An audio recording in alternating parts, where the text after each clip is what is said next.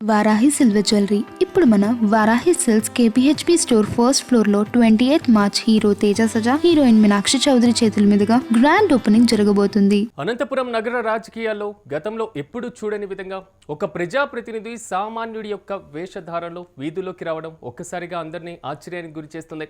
అదే సమయంలో వ్యవస్థలోని లోపాలను నిగ్గు తేల్చింది.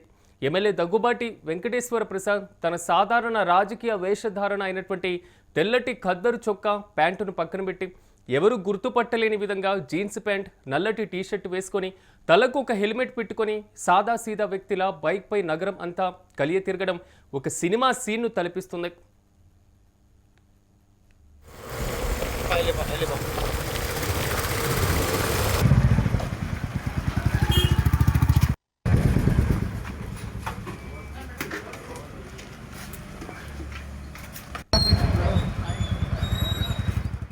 అసలు నగరపాలక సంస్థ పరిధిలో ఏం జరుగుతుంది?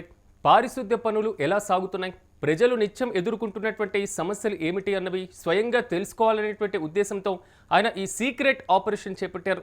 ఆయన వెనుక 4-5 బైకులపైన కొందరు అనుచరులు వెళ్తున్నప్పటికీ హెల్మెట్ కారణంగా పక్కనే వెళ్తున్నటువంటి వారు కూడా అది తమ ఎమ్మెల్యే అని గుర్తించలేకపోయారు.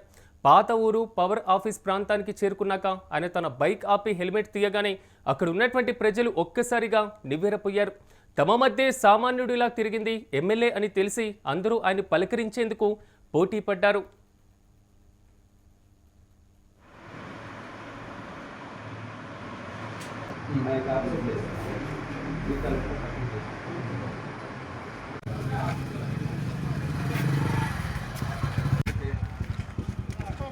అంటే ఏమో తలకాయ వస్తుంది వర్కర్ కనపడాలి కదా.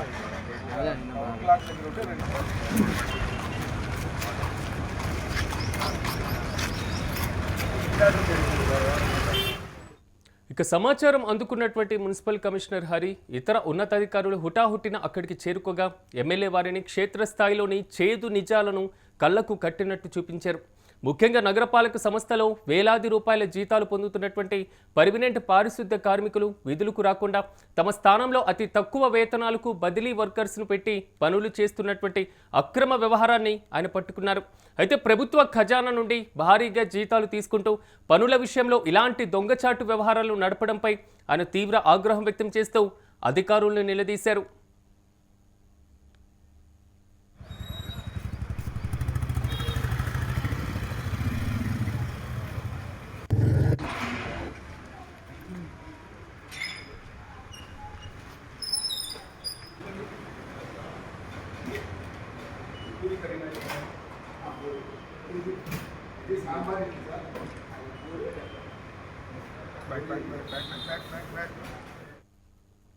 పారిశుద్ధ్యంపై ప్రజల్లో అవగాహన కల్పించడంతో పాటు సిబ్బంది పనితీరులో పారదర్శకత ఉండాలని స్పష్టం చేశారు. అనంతరం అన్నా క్యాంటీన్లను సందర్శించి అక్కడి పేదలకు అందుతున్నటువంటి భోజనాన్ని స్వయంగా రుచి చూసి నాణ్యతను పరిశీలించడం ఆయన చిత్తశుద్ధికి నిదర్శనంగా నిలిచింది. ఇదే సందర్భంలో గత వైసీపీ ప్రభుత్వ తీరుపైన నిప్పులు చెరుగుతూ మాజీ ఎమ్మెల్యే అనంత వెంకట్రామిరెడ్డి, మాజీ మేయర్ వసీం సలీంలు నగరాన్ని అస్తవ్యస్తం చేశారని, గత పాలకుల నిర్లక్ష్యం వల్లే వ్యవస్థలు ఇలా తయారయ్యాయని విమర్శలు గుప్పించారు. తన పర్యటనలు ఇక్కడితో ఆగవని, మున్ముందు ఇలాంటి ఆకస్మిక తనిఖీలు మరిన్ని ఉంటాయని, అదేవిధంగా విధుల్లో అలసత్వం వహిస్తే ఎంతటి వారినైనా సహించేది లేదంటూ కూడా ఆయన గట్టిగానే హెచ్చరించడం ప్రస్తుతం చర్చనీయాంశంగా మారింది. ఓవరాల్గా మాత్రం నగర ప్రజల్లో కొత్త ఆశలు రేకెత్తిస్తున్నాయి.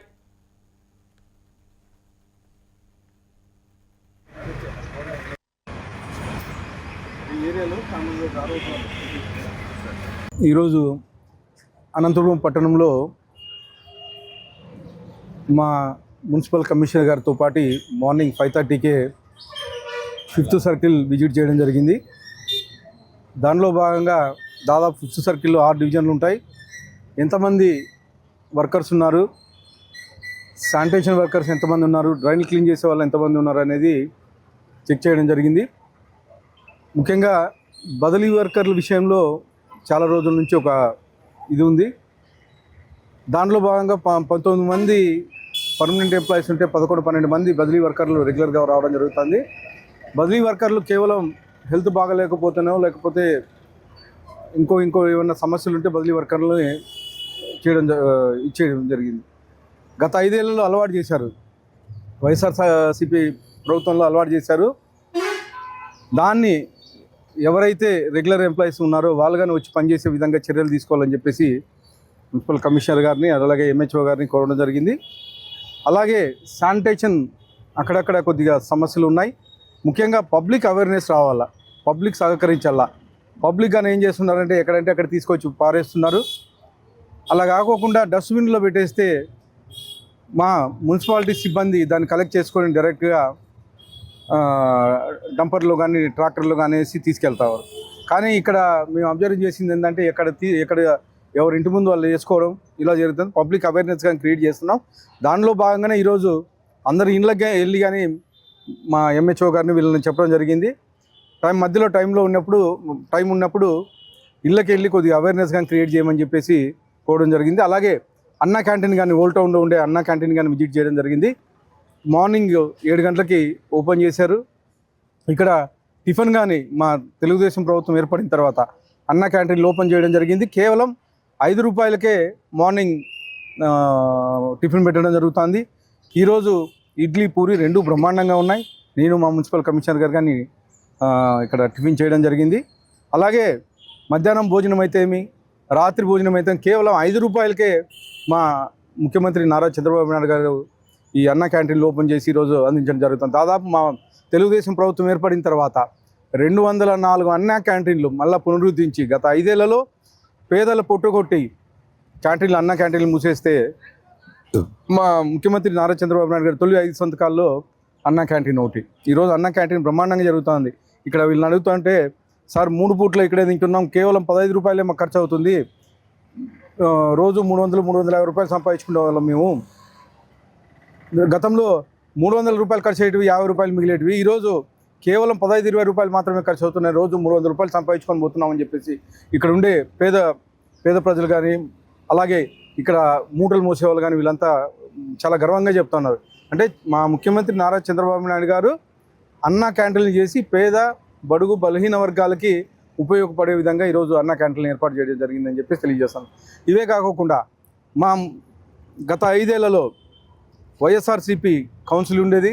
ఎక్కడే కానీ మేయర్ కానీ లేకపోతే ఎమ్మెల్యే కానీ ఎక్కడే కానీ బయటకు వచ్చిన దాఖలాలు, ఎట్లా ఉంది టౌన్ అని చూసిన దాఖలా. కానీ ఈరోజు మా మున్సిపల్ కమిషనర్తో పాటు డైలీ పర్యవేక్షణ జరుగుతుందని చెప్పేసి తెలియజేస్తూ ఇంకొకసారి ప్రజలకు కానీ అవేర్నెస్ క్రియేట్ చేస్తామని చెప్పేసి తెలియజేస్తూ ఈ అవకాశం ఇచ్చిన